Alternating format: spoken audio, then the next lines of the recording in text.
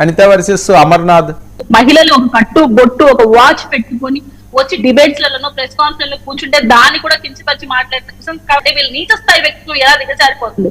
And Amarnath Reddy గారి ఒక మహిళని అందులో మంత్రిని ఒక వ్యక్తిగత విమర్శ చేయడం తగదు. బట్ జగన్మోహన్ రెడ్డి గారు మాత్రం స్పందించి ఉంటే చాలా బాగుంటుంది అనుకుంటున్నాను సార్. ఇదే అనిత గారు తెలుగుదేశం పార్టీ మహిళా అధ్యక్షురాలుగా ఉండి భారతమ్మని అమ్మ అంటున్నారు, విజయమ్మ గారిని అమ్మ అంటున్నారు. అమ్మ అంటే వేరే అర్థం తీసి మాట్లాడారు కదా. ఇప్పుడు అందుకని నేను అనితమ్మ అనాలన్నా అమ్మ అంటే ఆమె వేరే విధంగా అర్థం తీసుకొని మళ్ళీ కేసు పెట్టిద్దాము. ఎందుకంటే ఆమెకు అమ్మ అంటే నచ్చదు. నేను అమ్మ అంటే ఆమె వేరే అర్థం చేస్తుంది. సో అందుకని అనిత గారనే అంటున్నాం.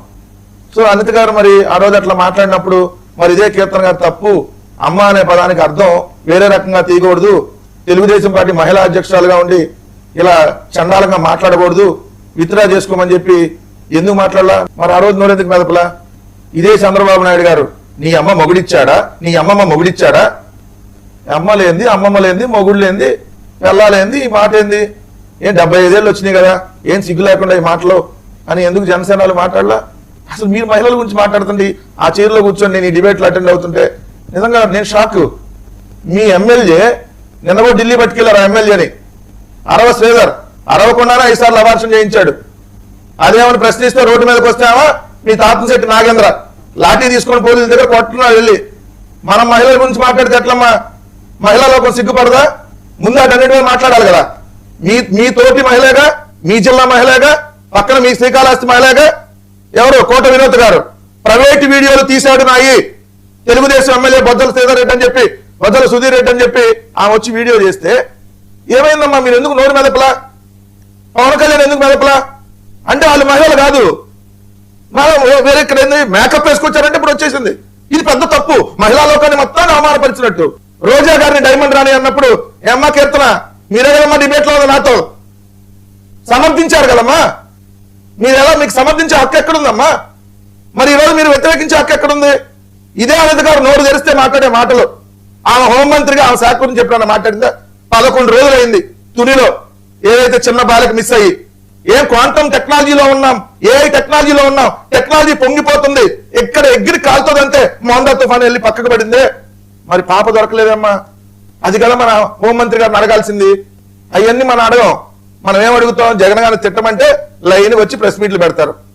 ఈ 2 సంవత్సరాల్లో జగన్మోహన్ రెడ్డి గారిని విమర్శించని రోజు చెప్పండి మీ పార్టీలో.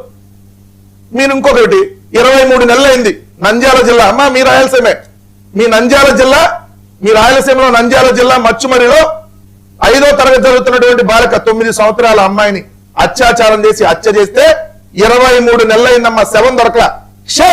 మీరు నేను అందరూ సమాజంలో సిగ్గుపడాలి. ఈ రాష్ట్రంలో ఉన్నందుకు బతుకుతున్నందుకు. ఎందుకు 23 నెలలు అయితే శవం దొరకలేదంటే ఎక్కడికి పోతున్నాం?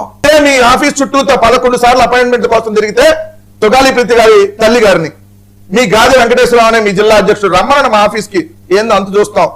సుగాలి ప్రీతి గారు ఇప్పుడు రెడ్డి అయిపోయింది మీకు. ఆ రోజేమో రాజకీయంగా రోడ్డు మీదకి తీసుకొని వచ్చి ఏదైతే రాజకీయంగా అవసరాలకు వాడుకున్నారు కదమ్మా. మరి ఏమైందమ్మా ఈరోజు సుగాలి ప్రీతి గారికి న్యాయం? నేను అధికారంలో రాగానే మొట్టమొదటి సుగాలి ప్రీతి గారికి న్యాయం చేస్తా. ఏం అధికారంలో రాలేదా?